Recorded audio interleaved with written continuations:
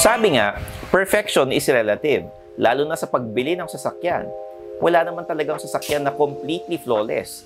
Lahat yan may kapintasan in one way or another. Ang importante kasi, swak yung sasakyan sa pangangailangan mo. Sulit yung features sa presyo at hindi nyo ikakahiya. Kung happy kayo, happy rin ang car ownership experience nyo, di ba? Paano ba malalaman kung pasok sa banga yung napili nyong auto? I'm Stanley Chi at pag-usapan natin ngayon ang 10 signs na natagpuan nyo na ang perfect car for you. Bago ang lahat, like nyo muna itong video namin and subscribe to our YouTube channel. Click the bell icon para makauna sa latest videos namin. Take note, PhilKotse is the leading car portal in the Philippines. Kung ginagawa nyo itong 10 bagay na ito sa bago nyong auto, hindi na kayo pwedeng magkaila na nasumpungan nyo na nga ang perfect na sasakyan para sa inyo. Number 1, binigyan nyo ng pangalan. Pwedeng may kinalaman sa kulay, sa model name o itsura. Minsan yung pet name may kinalaman sa aspirations nyo para sa sasakyan.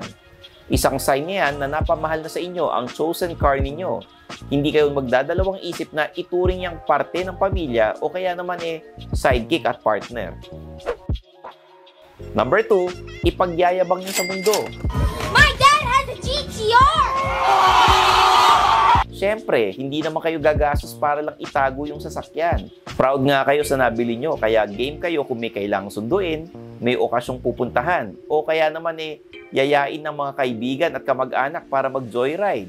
Bukod pa dyan, ang pagpo-post ng pictures at stories sa social media. Baka nga pati TikTok, idamay nyo pa. Number 3, natutuwa kayo sa bawat bagong feature na natutuklasan nyo. Kasama sa thrill ng pagbili ng auto yung pag-discover sa ibang features at capabilities ng sasakyan na hindi nababanggit sa sales brochure o ng ahente nyo. Lalo nyong iisipin na special ang kotse at hindi kayo nagkamali sa pagpili. Number 4, ayaw nyong maalis yung new car smell. Kasi hodang kuyugin kayo ng mga nag-aalok ng air fresheners. Talagang magmamatigas kayong i-preserve ang original na amoy ng sasakyan kung paano nyo nadatnan ito sa kasa. Malamang sa hindi, off-limits din ang pagkain sa loob dahil kakalat ang amoy bukod pa sa delikadong malagyan ng mancha ang upuan at door trims. Number 5, royal treatment ang mga pasahero nyo. Yung tipong papagpagan nyo at aayusin. Iisipin nila, uy, ang sweet naman ito. Inaasikaso pa kami bago sumakay sa kotse niya.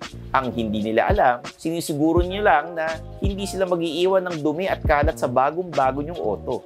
At para updated kayo sa full specs, latest pricing at news tungkol sa preferred cars nyo, check out our PhilKotse Car Guide.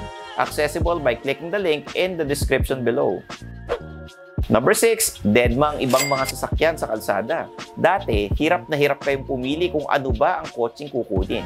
Dahil nakapag-decide na kayo kung ano ang kukunin, huyo na ang ibang brands na dati yung choices. Love your own talaga. At the same time, kung may kapareho kayong modelo sa kalsada, napapatingin din kayo at kapag nakasalubong naman, baka mag-flash pa kayo ng headlamps o kaya businahan ng isa't isa. Number 7, iniisip nyo lagi ang auto nyo kahit wala kayo sa manibela. Baka may makita o mapansin kayong maliit na bagay na magpapaalala sa inyo sa sasakyan ninyo. O kaya naman, mapansin ng kausap nyo na bigla na lang kayong nagiging lutang at nakangiti. Matindi na talaga ang tama nyo sa inyong dream car kapag ganun. Number 8, nililingon nyo sa parking bago nyo iwan. Kakababa nyo pa lang ng sasakyan.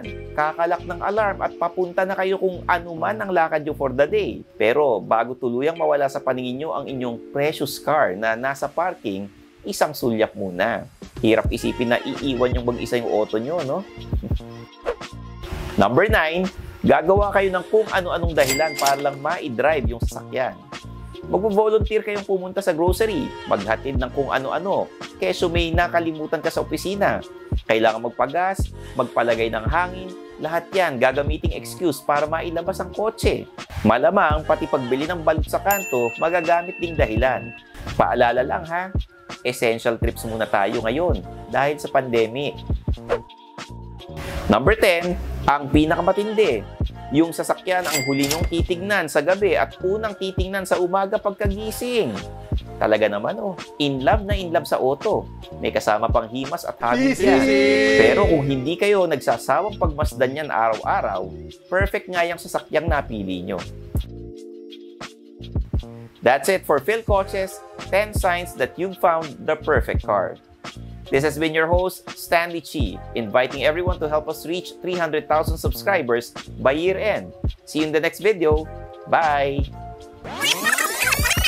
Ito na naman tayo sa ating paboritong segment. Stanley Chi reads comments from the viewers. Ito galing kay Peter Pandam Dagger. Are you Ju Dante from Hera Palace? Hindi naman. Medyo malayo naman. Ito galing kay Moises Alvarez. Question lang po.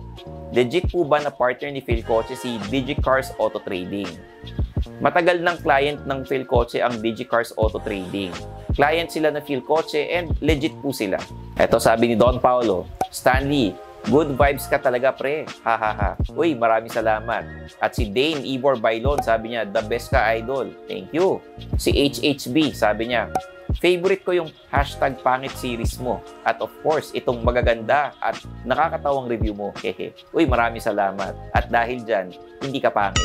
Ito galing kay Franz Joseph. Gusto ko sana itong bilhin kaso underpaid ako na mapapakinggan sa Podcast Network Asia. Maraming shows ang pwede mong mapakinggan. Uy, maraming salamat ha. Oo nga, supportahan nyo ang underpaid na podcast ko at saka yung mga podcast sa PNA. Thanks for watching. Don't forget to subscribe to Phil Coche, the country's #1 online car portal.